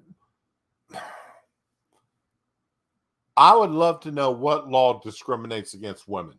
All right. Let's see. Federal, if you look down the rules for doing business, okay, by the government, okay, you have to either be minority owned or women owned. If you're white male owned, if you're white or male, and worst of all, white male, you go to the bottom of the list as far as being eligible to do business with the federal government. All right. And a lot of state governments are the same way. So women are not discriminated against there. Okay. Women have been able to vote for 100 years. So don't throw that up. I mean, you're voting now. You're in Congress now. I can't think of a single law that discriminates against women. Women aren't required to register for the draft. Okay. There's a law that does not discriminate against women. It discriminates against men. Only men are required to register for the draft, or they face numerable problems in their lifetime. That women, you know, they get the privilege of getting these federal jobs and federal and handouts of tax dollars for education and such, that men, you know, they don't have to do anything for it, just be a woman. Men, they have to register for the draft in order to be eligible. So, yeah, we'll let's show me where women are officially discriminated against, where it's not illegal to discriminate against them. To things that matter, of course, to all of us, and of course to families, but to women in particular. And the fact that they are in the Senate, and the fact that they are working so hard on— You are being such a cuck there, Chuck. You really are. Chuck the cuck. That's what that. God, you're laying this on thick. On these issues and are beacons for us means that we are going to succeed on these issues. So how many of you were on the bus? Hi, bus people. We're also trying to get some money for electric buses, so those buses are nice and clean. There's a lot of things to do. We got a lot to do. But in any case, this is an amazing moment for our country. It's a unique moment. It's a unique moment. When you think back to our history and you realize there are certain moments where you can change America. And Franklin D. Roosevelt did that in the 30s, and Lyndon Johnson did it in the Great Society. And we have that unique opportunity. It comes around about— Yeah, Chuck, you have another unique opportunity to put more people on the public welfare tit. That's all there is to it. once every 50 years, and here we are. Let us not forsake it. It's too important. Now, people are beginning, after these vaccines are being distributed. And by the way, I saw that Governor DeSantis, the anti-vaccine person, is now behind in the— We're getting back to work. We're starting to rebuild our lives. Too many families still struggle to make ends meet. And what COVID has done is it's sort of like a magnifying glass. You mean what the federal government and Democrats who run governments in different states and cities have done. COVID didn't do it. It's been the response by the government and by the elected leaders, elected officials like yourself in shutting down the economy. Remember, it's supposed to be 2 weeks only. Well, the economy could handle 2 weeks, but it's been 18 months, Chuck.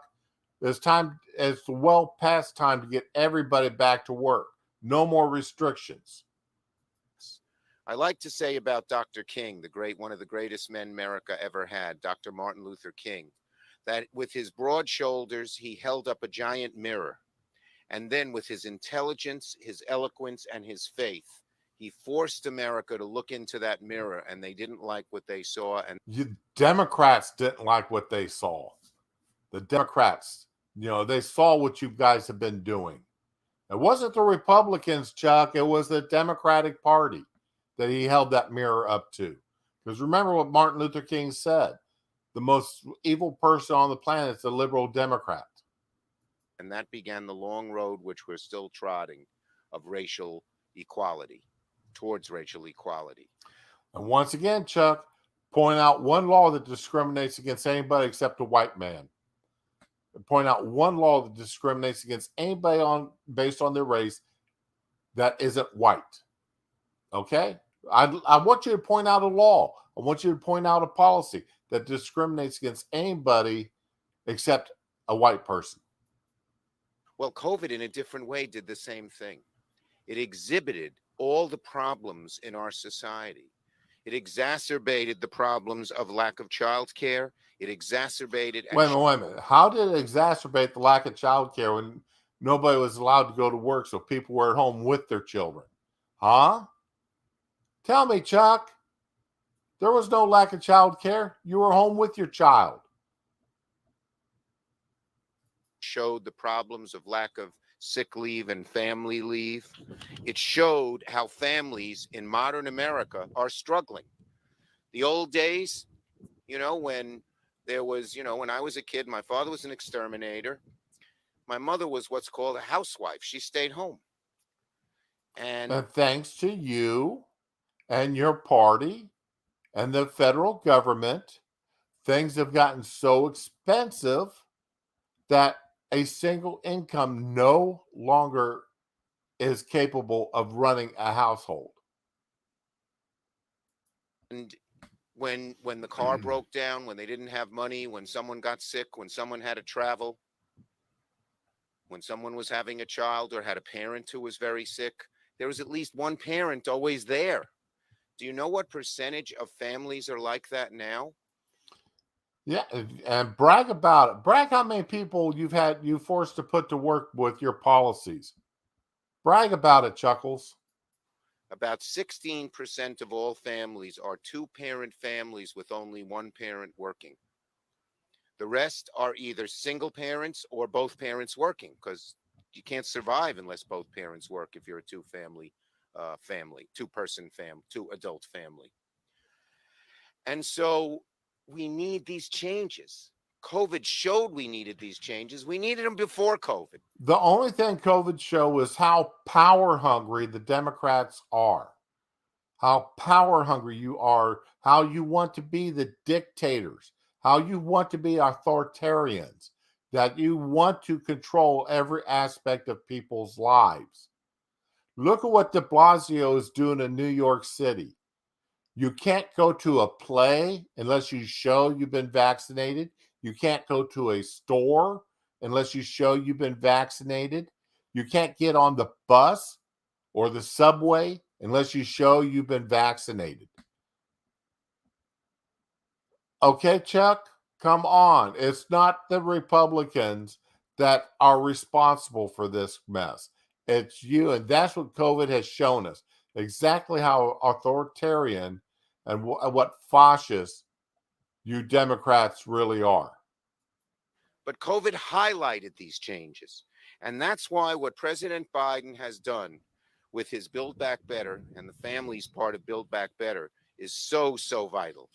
Whether it's paid leave, which I know people took the bus trip for, or home care, or child care, we need it all. We need to help average families, middle-class families, deal with the struggles they deal with day to day.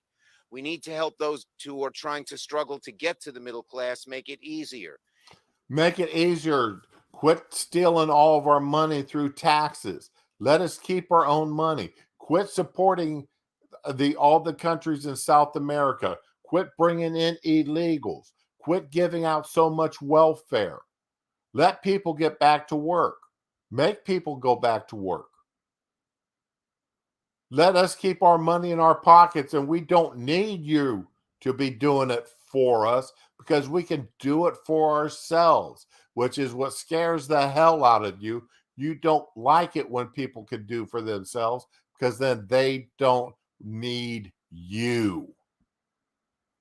And the things we're standing for here, paid leave, family leave, sick leave, child care, and all the other issues in the family's bill can make that happen. So, as I said when I started, this is a unique moment for all of us. Let us not pass it by. It's a unique moment to make us more of a socialist nation dependent upon the federal government. Thank you, Chuckles. Thank you. Chuck the Cuck.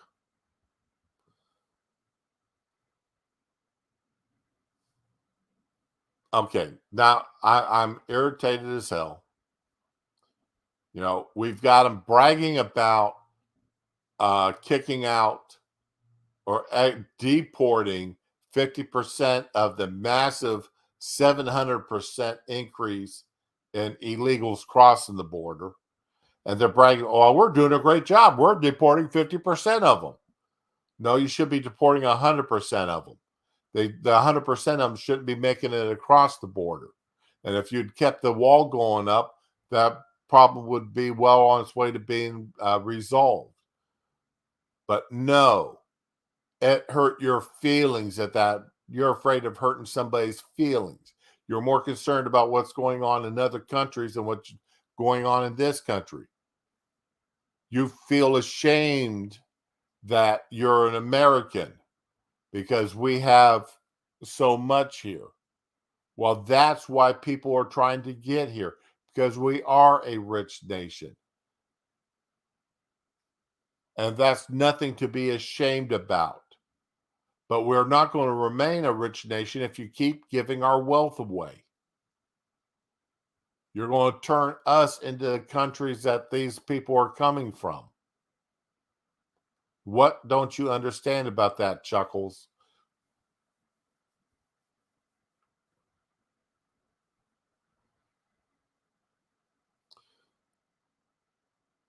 You locked down the country for a year. You're surprised at the amount of upset people. You're surprised at you allow Antifa and BLM to protest and riot and loot and destroy for 18 months and call them peaceful protesters. You've got district attorneys out there not pressing charges. But the damage is being done to federal buildings. You're not pressing charges against those either. But you're holding some people that walked into Pelosi's office unannounced, holding them in solitary confinement without even being able to see their lawyers.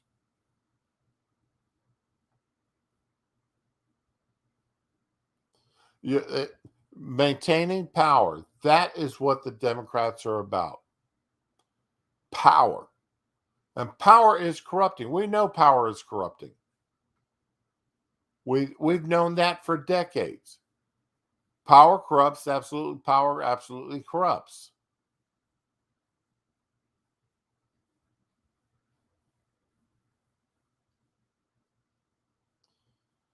These people don't give a damn about anything except lining their own pockets. And it's not just that. There's more than a few Republicans the same way. But you've got Republicans like DeSantis, like Abbott, standing up in their way, telling them, no, what you want isn't going to happen here in our states while we're in charge. We are going to get in your way. And we need more people like that in the federal government standing up. And I mean, and so many of these Republicans, like, give a good speech. My God, they give a great speech. But that's as far as they go. They don't get out there and, they don't get dirty trying to stop the Democrats from doing what they're doing. And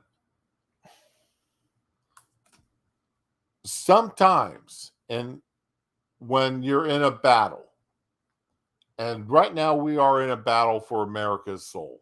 We really are. What kind of America are we going to turn over to our children and grandchildren?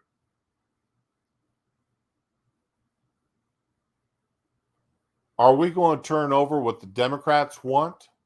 Or are we going to turn over what the Republicans want?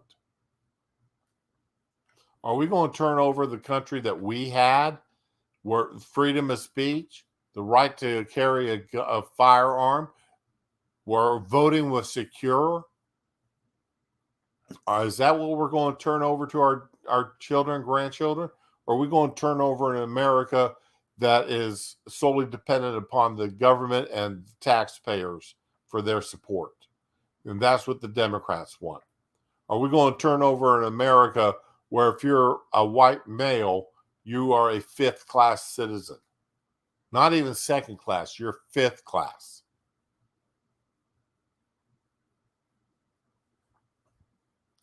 This is not what the country is supposed to be. We need to go back and look at our founding documents again. That's why I've got part of the Declaration of Independence tattooed on my forearm as a reminder.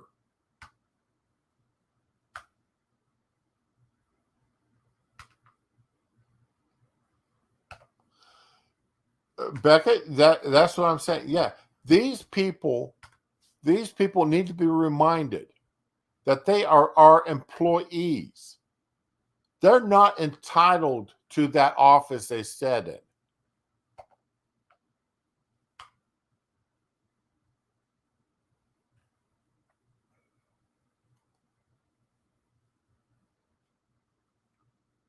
Becca, you've caught me in a bad mood now. You caught me where I'm upset. You caught me when I'm angry. And I'm angry about what I'm seeing happening right now.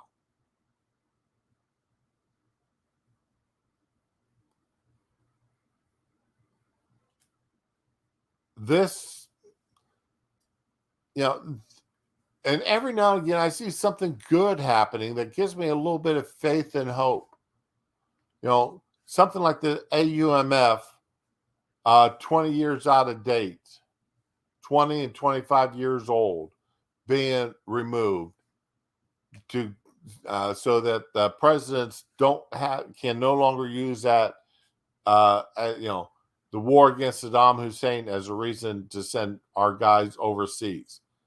But they're not putting anything in place to update it for the needs we have today, with the concerns we have today. Iran is still there. Iran is still our enemy. And they're relying on Section 2 to be the bulwark to protect us. And if something happens that's not covered under Section 2, I'll come back to Congress and we'll look at it, see if we want to do anything about it. We don't have time for that kind of stuff anymore. It's not a 30-day or a 60-day trip across the ocean. All right? It's not the old days when if they wanted to invade us, if they wanted to hurt our country, they had to be here physically to do it. They can do it through the internet now.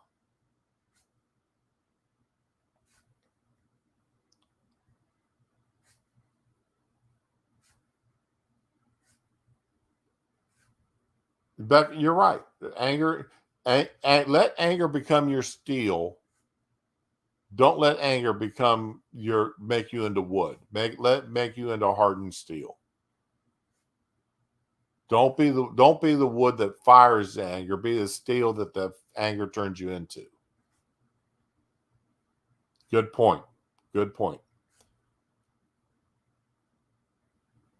But anyway, it's 11:37. I've got to get ready for work.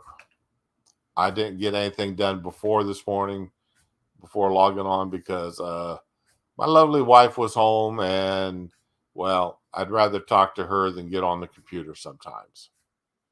So, but anyway, I've got things I need to get done before I go to work, and we've all got our lives. We've got responsibilities to our spouses. We've got responsibilities for our children. We've got responsibilities to our grandchildren. We've got responsibilities to our local community. We shouldn't have to be sitting here and looking at our federal government and saying, what in the hell are you trying to do to us? Because we've hired these people to do things correctly, and they're not. They are trying to destroy the country that we grew up in. Like Schumer said, this is a unique chance for them to make us more of a socialist nation.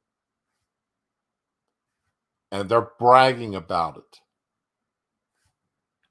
And the way he turned himself into a cuck there to Pelosi and the Gillibrand and Patty Murray,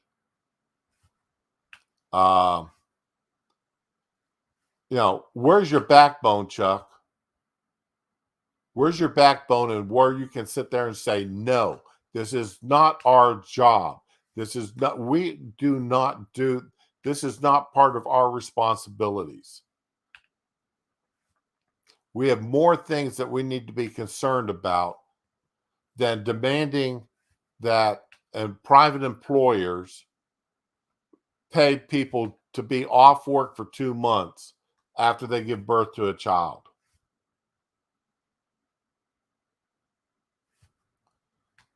That's what we've got work to do. That's not their job to do it. We've got to rein these Congress critters in.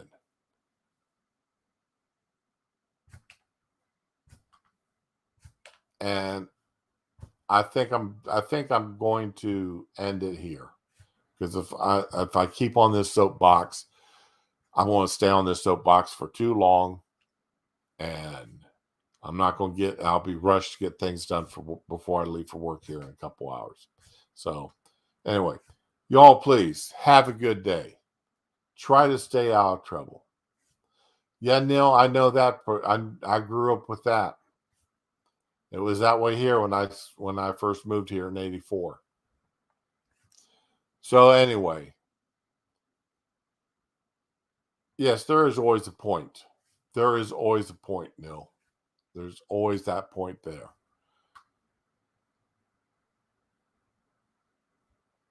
Anyway, please, everyone, give your children, your grandchildren, your spouse, give them a big hug today. Tell them you love them. Think about what type of country we want to turn over to our children, to our grandchildren. Contact your Congress critter. Let them know you're watching them. Remind them that they are our employees, not the other way around. We're not their servants. All right. Becca, you have a good day at work. Neil, Sean, Lazel, Ryan, I want to thank all of you for coming in today. I really appreciate it. I love having somebody out there that, hey, y'all keep me in line here with your comments. I like reading the comments as I go. Sometimes that's why I shut up for a second or two, because I'm reading a couple of comments, and trying to come up with an answer. And salmon burger sounds good. All right. But y'all, please have a good day. When possible, love the ones that you're with and make certain that you're being with the ones that you love. All right. And we'll see you tomorrow. Tomorrow is Friday. I'm going to see if I can forget about ranting and come up with something fun to do tomorrow. I'd really like to have open mic tomorrow, but it's open mic every day. But I'd like to have somebody pop on and talk and just converse back and forth and see what's going on. Get 3 or 4 people on. Let's have a conversation, okay? Lazel, please. I'd love to see you on. I know Becca's working, so no need asking her. But, she's always got, you've always got an open invite if you're ever off work in the mornings. All right? So, please, have a good one. We'll talk tomorrow. I'll talk and read. You'll type. Have fun. Bye.